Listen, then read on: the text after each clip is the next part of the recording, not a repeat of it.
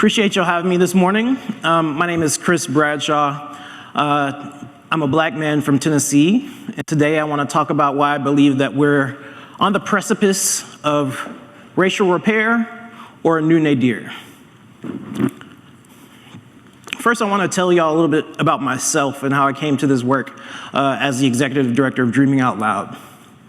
We're a nonprofit social enterprise here in the district that uses food as a lens to examine critical issues around race and economics,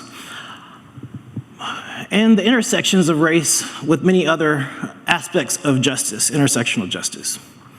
I come from a family that spans across this continent. From the South, I have some really deep connections to land and food that come in really powerful ways, but are also marked by some of the challenges that we've seen across American history, connected to our history of chattel slavery and other aspects of what I would define as structural white supremacy, structural racism. The picture you see here is one of my ancestors, John A. Wells. I'm part of a really big family.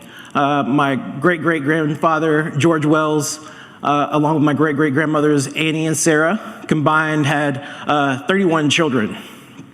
Quite the brood there. Located in Jacksonville, Georgia, where folks were farming.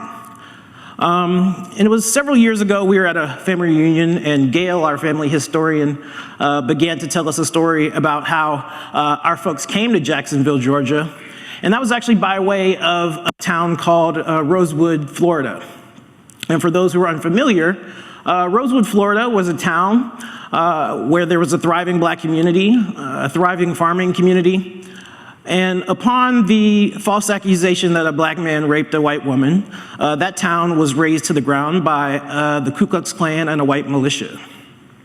Our family escaped that pogrom and ended up in Jacksonville still farming.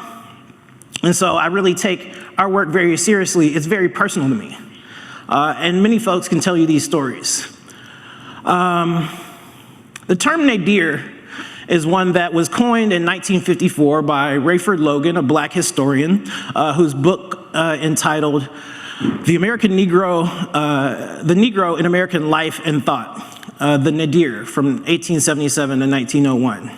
And though he coined the term, we would see that there were new lows beyond 1901, and we would see that in places like Rosewood, like Tulsa, like the Elaine Massacre, where in Elaine, Arkansas, black farmers, more than 280 were massacred for trying to organize for higher wages and organizing labor rights.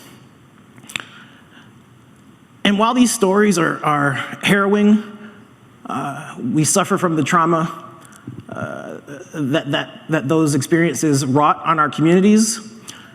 There's still a deep story of resilience and perseverance that is really the beauty and is really the foundation for what repair looks like.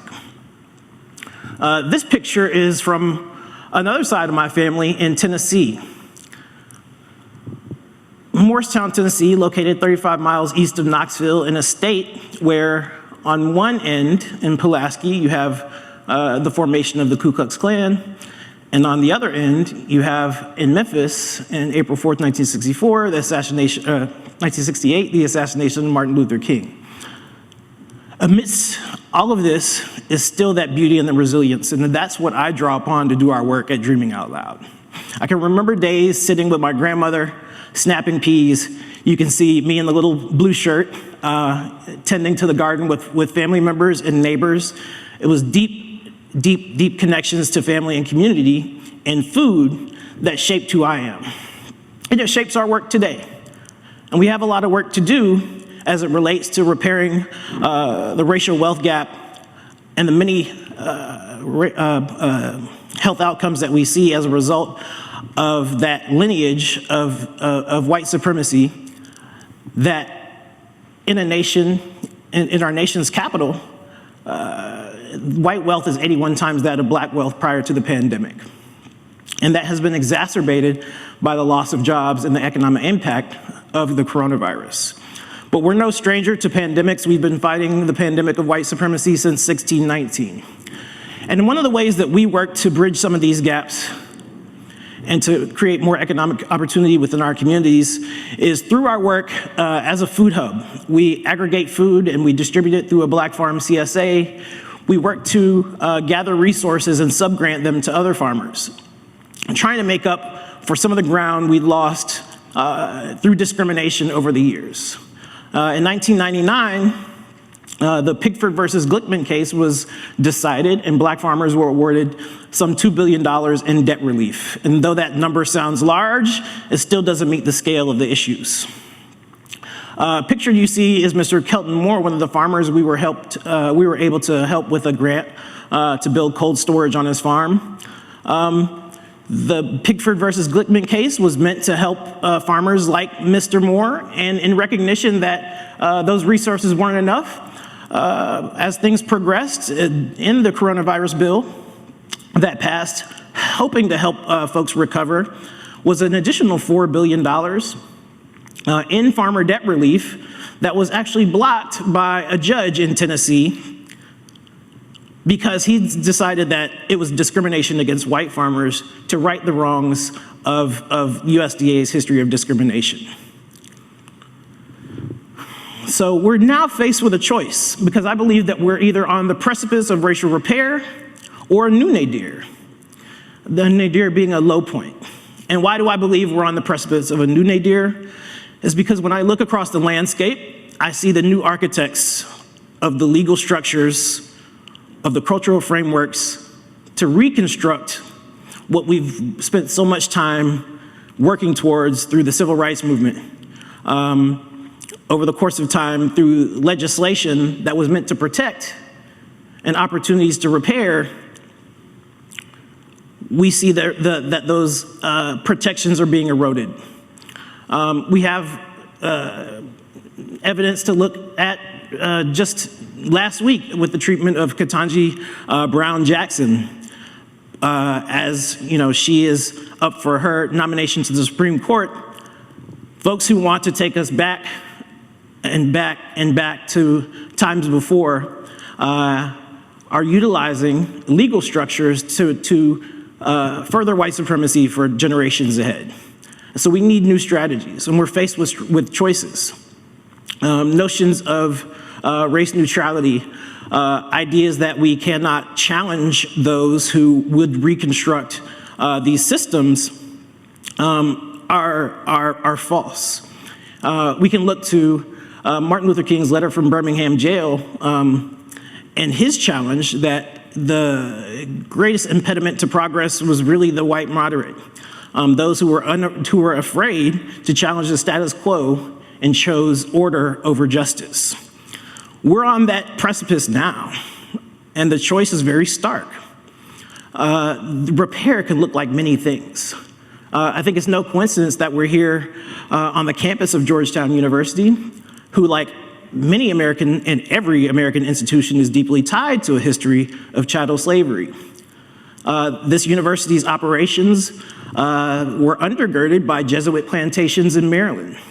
And in 1838, the university sold some 272 men and women for $3.3 million, which actually helped to save this university by paying off some of the debts. So we see that the notion of institutional repair is something that is very powerful and very potent. The university was also able to connect the dots and find the relatives of those enslaved persons and begin making those repairs. And that's why we believe that from a public policy perspective and a scale perspective, that comprehensive and holistic reparations are necessary. The United Nations estimates that Black folks in America are owed more than $14 trillion in reparations. And just to put that number in perspective, the United States GDP in 2021 was about $24 trillion. China's GDP in 2021 was some $17 trillion. So we're not talking about $50,000 grants to nonprofits. We're not talking millions. We're talking a scale to repair damage over centuries. And we're either going to go towards that repair or we're going to go to a new low. 81 times black wealth. That's what white wealth was before the pandemic. We have the opportunity now in crisis to write a new story. And again, the key to that repair is in that struggle, in that resistance, in the beauty of the stories and the ways that people have found to make a way despite it all. But the choice is very stark.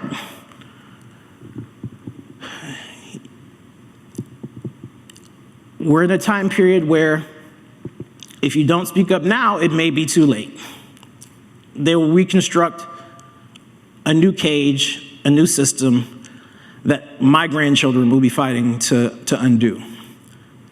I believe that we have the folks in this room and in the audience that can come up with new ideas, that are unafraid to speak truth to power, and push us towards the repair that's needed. That's the work that we do every day, and I'm happy to be able to share that with you all today, and I hope that you all make the choice to push us towards repair.